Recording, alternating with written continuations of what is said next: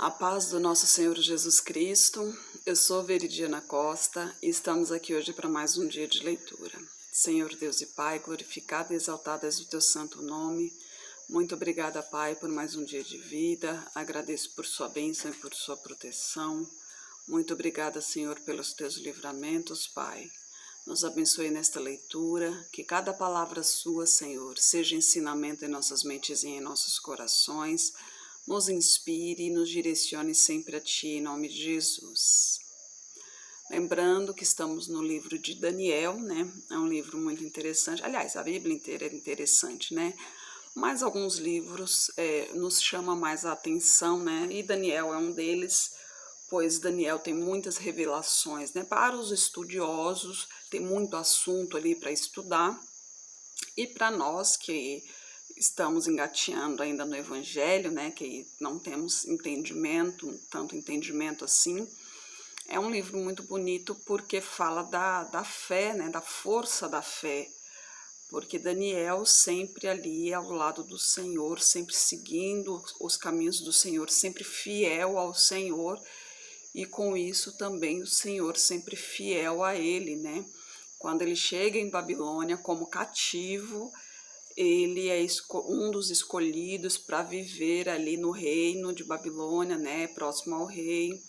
Ele, tendo a oportunidade de se alimentar com o mesmo alimento do reino, do próprio rei, né, que é uma honra para o pessoal dali, ele se absteve dessa honra simplesmente porque normalmente esses reis, a alimentação desses reis normalmente são oferecidas a deuses estranhos, né? E ele sendo servo do Deus vivo, né, do Deus único, ele não pode se servir desses alimentos oferecidos a deuses estranhos. Então ele pediu para que fosse alimentado somente com legumes. Por que legumes? Porque legumes vêm da natureza, ou seja, são alimentos que Deus nos oferece, né, diretamente para nós, né, sem mãos de homens, né, praticamente, porque vem da semente. Deus deu a planta já com a própria semente para que ela se produza, né, se reproduza. E ali ele deu a condição para que fosse governador e por assim foi indo, e mesmo através dos reis que foram passando, né, que foi passando de pai para filho, o seu nome foi mantendo ali através do Deus vivo, porque Deus vivo se manifestava sempre ali na vida dele, mas ele sempre permanecendo nos caminhos do Senhor, né? Ele se tornou governador com Nabucodonosor, ele se tornou um dos principais com Belsazar, filho de Nabucodonosor, né? Então, ele teve os seus cargos ali, ele teve as suas posições ali dentre alguns reinos, porque Deus permitiu, né? Deus o colocou nessas posições, né? Para que pudesse ajudar o povo de Israel, né? Que estava o povo cativo ali. E hoje a gente vai ver no livro de Daniel, o capítulo 9, a gente vai ver a oração de Daniel. No ano 1º de Dario, filho de Assuero, da nação dos Medos, o qual foi constituído rei sobre o reino dos caldeus, no 1º ano do seu reinado, eu, Daniel, entendi pelos livros que o número dos anos de que falara o Senhor ao profeta Jeremias, em que haviam de cumprir-se as desolações de Jerusalém, era de 70 anos. E eu dirigi o meu rosto ao Senhor Deus, para o buscar com oração e súplicas, com jejum e saco e cinza. E orei ao Senhor meu Deus, confessei e disse: Senhor, Deus grande e tremendo, que guardas a aliança e a misericórdia para os que te amam e guardam os teus mandamentos. Pecamos e cometemos iniquidades, operamos impiamente e fomos rebeldes, apartando-nos dos teus mandamentos e dos teus juízos. E não demos ouvidos aos teus servos, os profetas, que em teu nome falaram aos nossos reis, aos nossos príncipes e a nossos pais, como também a todo o povo da terra. A ti, ó Senhor, pertence a justiça, mas a nós a confusão de rosto, como hoje se vê, aos homens de Judá, aos moradores de Jerusalém e a todo Israel, aos de perto e aos de longe, em todas as terras por onde os tem lançado, por causa das tuas rebeliões que cometeram contra ti. Ó Senhor, a nós pertence a confusão de rosto, aos nossos reis, aos nossos príncipes e a nossos pais, porque pecamos contra ti. Ao nosso Senhor, ao Senhor nosso Deus pertencem a misericórdia e o perdão, pois nos rebelamos contra ele e não obedecemos à voz do Senhor, nosso Deus, para andarmos nas suas leis que nos deu por intermédio de seus servos, os profetas. Sim, todo Israel transgrediu a tua lei, desviando-se para não obedecer a tua voz. Por isso a maldição e o juramento, que estão escritos na lei de Moisés, servo de Deus, se derramaram sobre nós, porque pecamos contra ele. E ele confirmou a sua palavra, que falou contra nós e contra os nossos juízes, que nos julgavam, trazendo sobre nós um grande mal, porquanto debaixo de todo o céu nunca se fez como se tem feito em Jerusalém. Como está escrito na lei de Moisés, todo este mal nos sobreveio. Apesar disso, não suplicamos a face do Senhor nosso Deus para nos convertermos nas nossas iniquidades e para nos aplicarmos a tua verdade. E apressou-se o Senhor e vigiou sobre o mal, e o trouxe sobre nós, porque justo é o Senhor nosso Deus em todas as suas obras, que fez, pois não obedecemos a sua voz. Ora, pois, ó Senhor nosso Deus, que tiraste o teu povo da terra do Egito com mão poderosa e ganhaste para ti nome, como hoje se vê. Temos pecado, temos procedido impiamente, ó Senhor, segundo todas as tuas justiças. Aparte-se a tua ira e o teu furor da tua cidade de Jerusalém, do teu santo monte, porque por causa dos nossos pecados e por causa das iniquidades de nossos pais, vieram Jerusalém e o teu povo a servir de opróbrio para todos os que estão em redor de nós.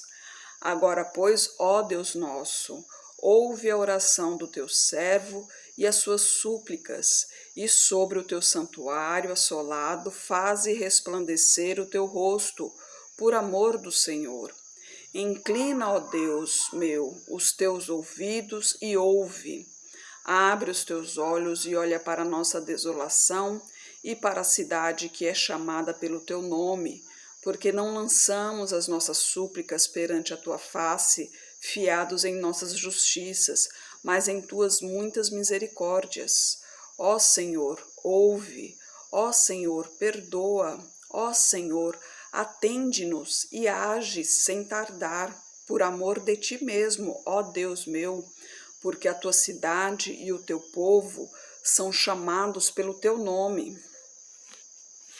Estando eu ainda falando e orando, confessando o meu pecado e o pecado do meu povo, e lançando a minha súplica perante a face do Senhor, meu Deus, pelo monte santo do meu Deus, estando eu, ainda falando na oração, o homem Gabriel, que eu tinha visto na minha visão ao princípio, veio voando rapidamente e tocou-me à hora do sacrifício da tarde.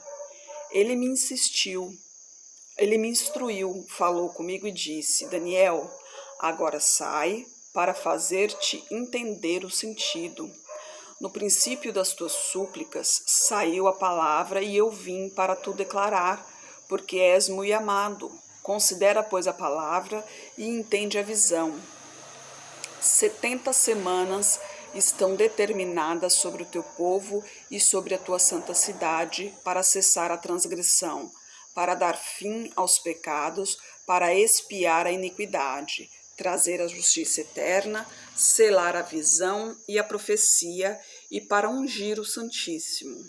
Sabe e entende, desde a saída da ordem para restaurar e para edificar a Jerusalém até ao Messias, o príncipe, haverá 7 semanas e 72 semanas.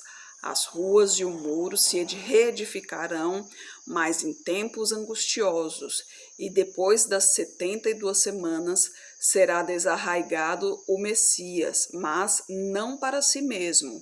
E o povo do príncipe, que há de vir, destruirá a cidade e o santuário, e o seu fim será como uma inundação. E até ao fim haverá guerra. Estão determinadas as assolações, e ele firmará aliança com muitos por 1 semana, e na metade da semana fará cessar o sacrifício e a oferta de manjares. Sobre a ala das abominações virá o assolador, e isso até a consumação, e o que está determinado será derramado sobre o assolador. Aí, como falamos no início aqui, né? É um livro com muitas revelações, então, para estudiosos, isso aqui é uma maravilha, né? Porque você pode ver que se fala muito em questão de tempos, né? Aqui semanas, 7 semanas, 70 semanas. Então, os estudiosos aqui, quem realmente é bem entendido, sabe direitinho o significado, a quantidade de tempo, sabe exatamente sobre isso aqui, né? É uma leitura simples, então nós vamos nos ater um pouco mais da revelação explícita, ou seja, daquela realmente declarada, daquela que não que está bem explicada aqui na Bíblia, né? Porque eu pelo menos não tenho o entendimento para dizer exatamente o significado disso aqui. Então, eu preciso que a própria Bíblia explique-se, né? Então, a gente vai continuar na leitura aqui. Aí, no capítulo 10, a visão às margens do rio Tigre. No 3º ano de Ciro, rei da Pérsia, foi revelada uma palavra a Daniel, cujo nome era Beltesazar. A palavra era verdadeira e envolvia grande conflito. E ele entendeu esta palavra e tinha entendimento da visão. Naqueles dias eu, Daniel, estive triste por 3 semanas. Manjar desejável não comi, nem carne, nem vinho entraram na minha boca, nem me ungi com unguento, até que se cumpriram as 3 semanas. E no dia 24 do 1º mês, eu estava à borda do grande rio Idequel, e levantei os meus olhos e olhei, e vi um homem vestido de linho, e os seus lombos cingidos com ouro fino de Ufaz. E o seu corpo era como turquesa, o seu rosto parecia um relâmpago, os seus olhos como tochas de fogo, e os seus braços e os seus pés brilhavam como bronze polido, e a voz das suas palavras eram como a voz de uma multidão. E só eu, Daniel, tive aquela visão. Os homens que estavam comigo não a viram. Contudo, caiu sobre eles um grande temor e fugiram, escondendo-se. Fiquei, pois, eu só, a contemplar esta grande visão, e não ficou força em mim. Transmudou-se o meu semblante em corrupção, e não tive força alguma. Contudo, ouvi a voz das suas palavras. Então, ouvindo o som das suas palavras, eu caí sobre o meu rosto num profundo sono, com o meu rosto em terra. E eis que certa mão me tocou e fez com que me movesse sobre os meus joelhos e sobre as palmas das minhas mãos. E me disse: Daniel, homem muito amado, entende as palavras que vou te dizer e levanta-te sobre os teus pés, porque a ti sou enviado. E falando ele comigo esta palavra, levantei-me tremendo. Uma pequena pausa aqui, olha que interessante, né? Que a gente não é a primeira vez que a gente escuta falando a Daniel, homem muito amado, homem amado, né? Amado por quem? Amado por Deus. Por quê? Porque ele realmente se mantém nos caminhos do Senhor, né? É sempre orando, sempre jejuando, suplicando ao Senhor, adorando ao Senhor. Ele realmente tem a verdadeira intimidade com Deus, né? Olha que maravilha, né? Escutar diretamente de Deus, praticamente, né? Escutar e saber, ter a certeza de que realmente é amado por Deus, né? Nós sabemos que nós somos amados, mas aqui é um próprio anjo dizendo que Deus o ama, né? Imagina só a felicidade, né? A honra, o privilégio de, além de ter um anjo ali conversando contigo, e ele ainda dizer que você é amado por Deus, né? Imagina a maravilha. E a gente continua aqui no versículo 12. Então me disse, não temas, Daniel, porque desde o primeiro dia em que aplicaste o teu coração a compreender e a humilhar-te perante o teu Deus, são ouvidas as tuas palavras e eu vim por causa das tuas palavras. Outra coisa aqui, presta atenção, humilhar-te perante o teu Deus. Humilhar-te, né, a questão de te rebaixar, né, não é aquela humilhação ruim. Humilhar-te quer dizer o quê? Se submeter ao Senhor, questão de respeito, né?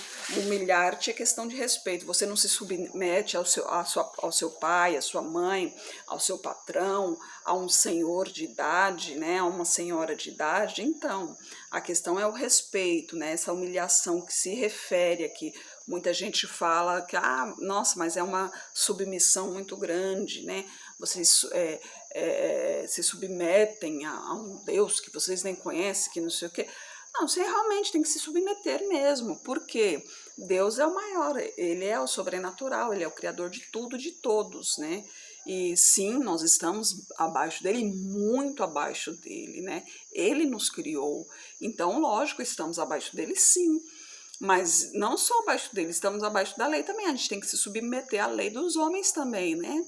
Então, quando se fala em submissão, muita gente acha que é uma coisa ruim, que não sei o quê. Não, mas se for parar para pensar, é uma organização, né? A gente tem que se submeter a muitas coisas.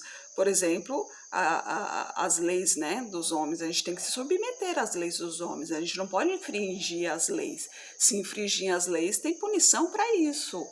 Então, quando se fala em submissão, pense bem em que sentido se está falando isso, né?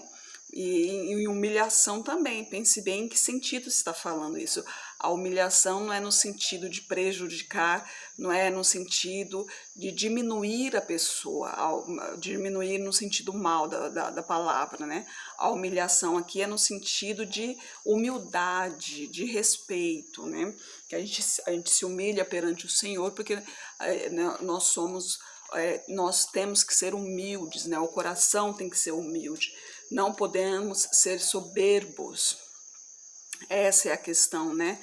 Aqui, inclusive, na Bíblia mesmo, em muitos livros aqui, nós lemos alguns reis, né, que caíram feio porque tinham um coração altivo, né? Ou seja, eram soberbos, né?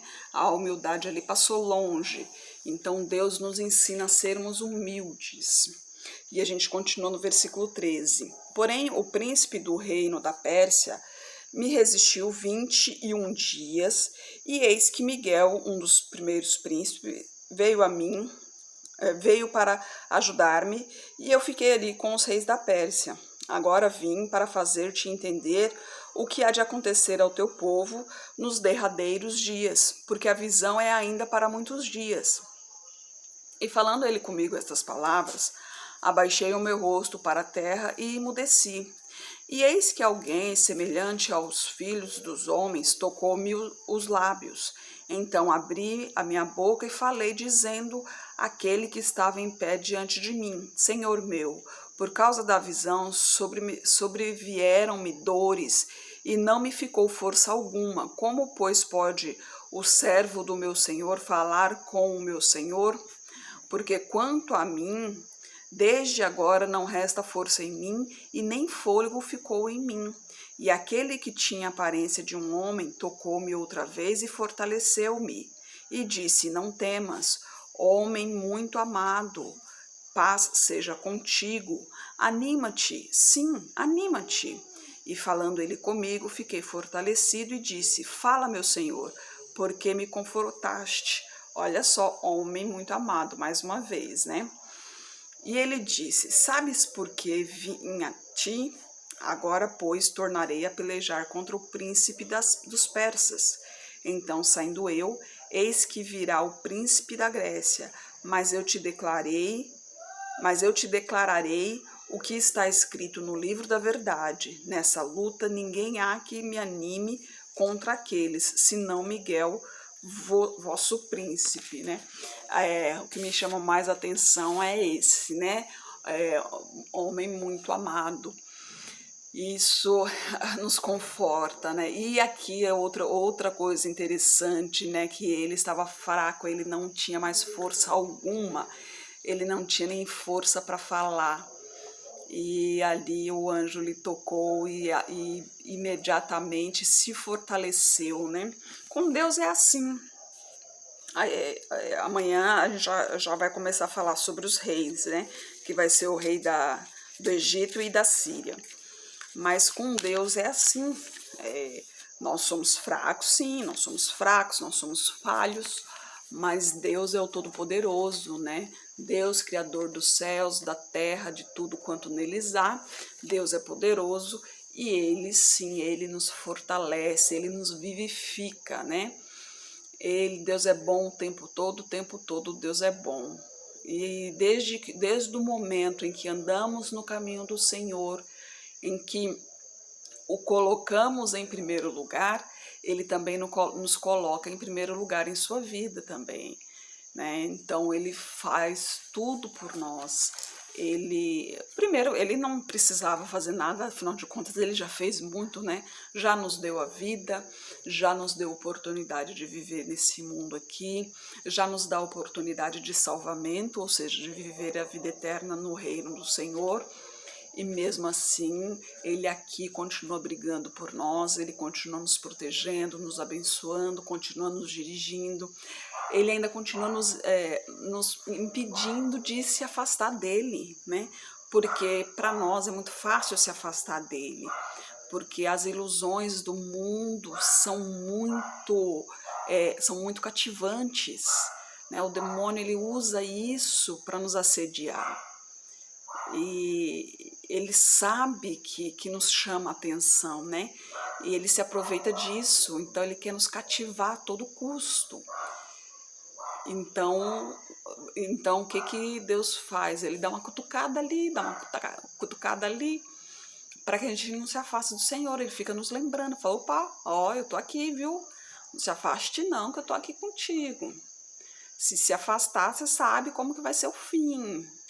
Fica esperto. Por isso que Deus sempre fala, vigiai e orai, porque o demônio está em tudo quanto é canto aí. Ele não atenta a esses que vivem no mundo, por quê? Porque os que vivem no mundo já pertencem a ele, então ele não precisa fazer nada, porque de qualquer jeito já vai para o lado dele, né? Não escolheu o caminho do Senhor, então já está no caminho dele automaticamente. Aí o que ele faz? Ele vem atrás dos que escolheram o caminho do Senhor. Então, por isso que a gente fala, é fácil seguir ao Senhor? É fácil sim, porque quando a gente começa a seguir ao Senhor, a gente sente a diferença ali, né? Aquela paz, aquela tranquilidade, aquela certeza do bem, né? Do bem vencendo o mal. Mas tem as suas dificuldades, tem as suas lutas, né? Por quê? Porque o demônio vai insistir cada vez mais forte, cada vez mais pesado, ele vai pegar cada vez mais pesado para te tirar da presença do Senhor. Mas não há vitória sem luta, né?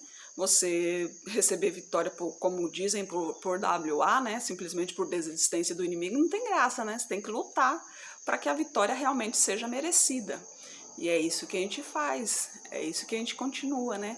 Lutando, Deus nos abençoando, nos fortalecendo, que no final a vitória vem, né? Deus sempre tem a vitória para nós. Senhor Deus e Pai, glorificado e exaltado és o teu santo nome, Senhor. Glórias a ti, Pai. Santo és, Senhor. Muito obrigada por tua palavra, Senhor. Muito obrigada por tua mensagem, Pai. Eu peço a Ti que esteja com essa pessoa que está orando comigo, Pai. Manifeste o Teu poder na vida dela, Senhor. Toque em sua saúde, toque em suas finanças, Pai. Toque em seu emocional, Senhor. Toque nesse coração, Pai. Transforme esse coração abatido, Pai. Quebranta esse coração, arranque todo o mal que tem ali dentro, Pai. Em nome de Jesus, Senhor. Peço a Ti por toda a minha parentela, por toda a parentela de meu esposo. Derrama a tua unção sobre cada um deles, Pai. Manifeste o teu poder na vida de cada um, Senhor. Traga todos para o seu caminho, Pai. Peço a Ti pelos nossos governantes, pelas nossas autoridades, que os Teus anjos estejam guiando cada um deles de acordo com a Tua vontade, Pai. Peço pelos Teus filhos, Pai. Necessitamos de Ti, Pai. Necessitamos de Tua sabedoria, Pai. Necessitamos de Tua direção, de Teu entendimento, Pai. Por favor, nos capacite cada vez mais, Pai, para proclamarmos o Teu Evangelho, Senhor. É o que eu oro em nome de Jesus. Amém. Que Jesus Cristo esteja em seu coração e que Deus abençoe.